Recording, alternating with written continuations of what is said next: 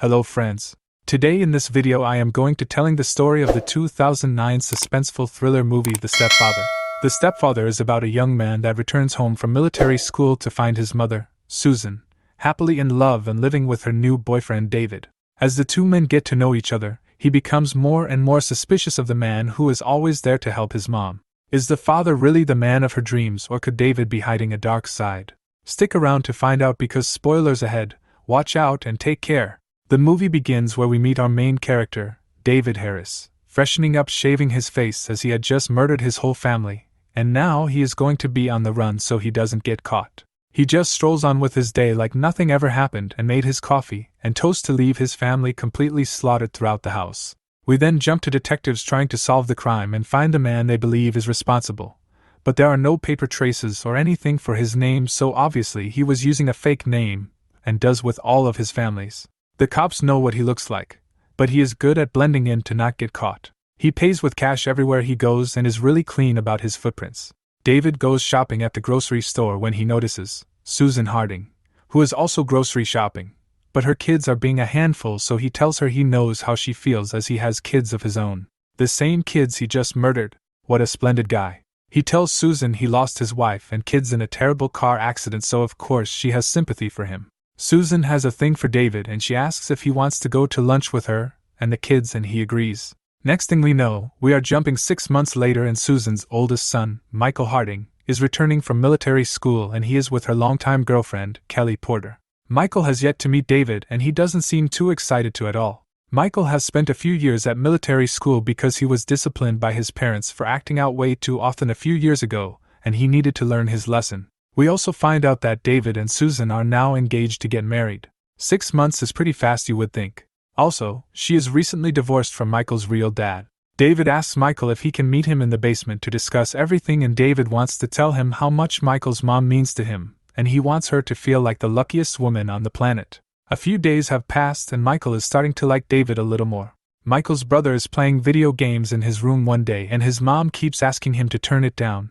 But he doesn't listen, and then David walks in the room and squeezes Sean's neck, telling him to start listening to his mother better or else he will be punished. At dinner that night, Sean is really quiet, and we can tell he is afraid of David now. As they are eating dinner, Michael's real dad, Jay, shows up to pick up his sister and brother because it is their weekend to be with him. Michael doesn't care too much for his real dad and doesn't even go to say hello when he rings the doorbell. The following day, an old lady rings their doorbell and Susan goes to talk to her, and the old lady tells her she saw a sketch for a most wanted man and he looks a lot like David, but she doesn't buy it one bit, and just thinks her next door neighbor cat lady is going crazy. Susan then walks back into the kitchen and tells David what she said jokingly, and then David heads out of the house with an evil look on his face. A few hours later, David is looking at the sketch on the internet, and he does see that it looks a lot like him, just without the beard. This angers him, so he goes over to the old lady's house and kills her so she doesn't have a chance to tell anyone else that she thinks he's a serial killer.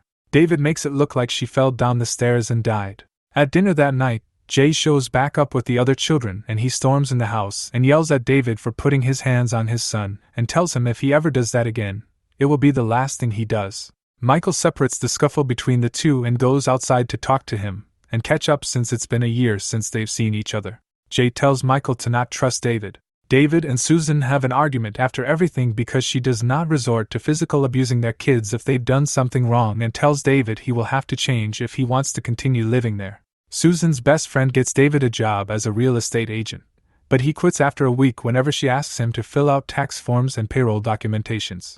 Jay shows back up at the house while Susan is out with her girlfriends and the boys are upstairs playing video games, so David answers the door. Jay apologizes to David for his behavior earlier, and he comes inside the house only for David to knock him with a glass vase, and no one else knows Jay is even there. David ties him up and drags him into the basement, and tries to suffocate him with plastic wrap. Michael calls his dad's phone, but there is no answer, and then he hears a ringtone in the basement the exact same time he rang his father, so he asks David if everything is alright, and he tells him it is all good. A few hours later, David sends a text from Jay's phone telling Michael how sorry he wasn't able to come over before his flight left as he said he was going to. The text also tells Michael how Jay looked into David's background and he is who he says he is. But obviously not true because David is sending the text, not Jay. This upsets Michael very much, and he starts crying while blaring music into his headphones, so he thinks his dad is letting him down once again.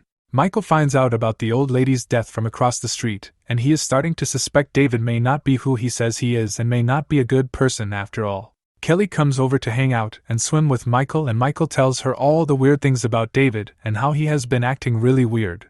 But Kelly tells him to drop it because she doesn't want him to get sent back to military school if he starts acting up.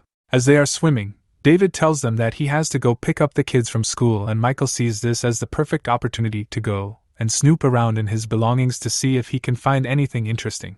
As David is driving, Susan calls him and tells him that she's going to pick up the kids, so David turns the car around and heads back home with Michael still going through all of his stuff. Luckily, they get out of the room before he is able to catch them, but David is definitely concerned about him.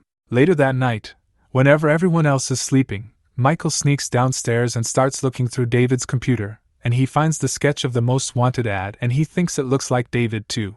The man's name was Grady Edwards, but it could have just been another alias David used. He shows them to Kelly, and she is mad he won't drop it, and leaves to go inside where she has a chat with David. Michael starts calling his dad's phone again, hoping to talk to him, but whenever he calls, a phone rings from the basement, which freaks Michael out. Michael then tries to go downstairs into the basement, but it is locked, and he asks David where the key is, and David said he was wondering the same thing. Michael, being completely paranoid, now takes a photo of David from his phone to use at a later time. Susan tells David that she has to go run some errands with the kids, and it's only going to be David and Michael at the house. After Michael gets out of the shower, he notices that his phone wasn't where he left it, and when he checks it, the picture he took earlier is no longer on his phone, so he knows that David was snooping on his phone and deleting any evidence. Susan's best friend, Jackie, has also been getting paranoid for Susan ever since David left the job after she asked for paperwork. She sends Susan a long email telling her about her suspicions, and David reads the email while Susan is out doing errands, so now he knows that Jackie might out him as who he really is. David deletes the email so Susan won't see it, and then he calls someone and says he needs to cancel a subscription we do not know of yet, but can assume that David is going to make sure everyone dies and he can go to his next family peacefully. We then jump to Jackie, who is cleaning her pool before she leaves the house, and then David shows up behind her and drowns her in the pool. David arrives home and then Susan not long after him, and he is looking very angry, and we can tell he is about to ruin this family forever. He even has tools out that he plans to use to dismember the body. He also gives Susan a ton of sleeping pills so she will sleep through any commotion that happens. While everyone is sleeping that night, Michael sneaks around the house and into the basement in hopes of finding some clues to where his dad is and what David's true intentions are, and Kelly is waiting in the car in case they have to make a run for it if David sees them. As Michael is looking through the basement stuff, David shows up outside next to Kelly and asks what they are doing, and the cat is out of the bag now. Michael finds a dead body in the freezer, and then David shows up and knocks Kelly out while Michael is still locked in the basement. Apparently the sleeping pills didn't work too well because Susan wakes up and goes downstairs to ask what is going on, and then David really panics, and he called himself Grady Edwards.